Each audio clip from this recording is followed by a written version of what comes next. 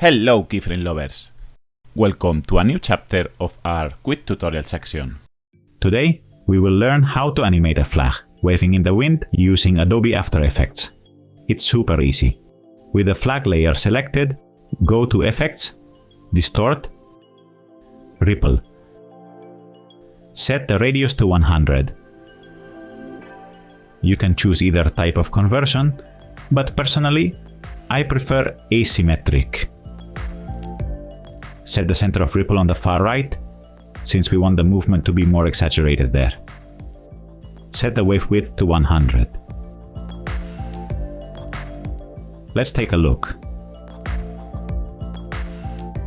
Now, to achieve a more dynamic and smooth effect, we'll apply the wave warp effect.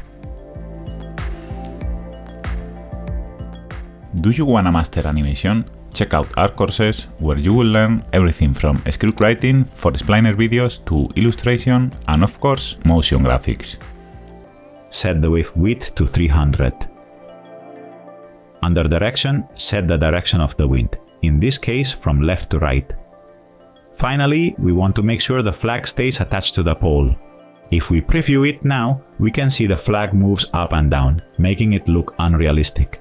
To fix this, go to the pinning option and select left edge to keep the left side fixed and prevent it from moving too much. Now, if we preview it, voila! Subscribe to our channel and look at our animation courses in the description.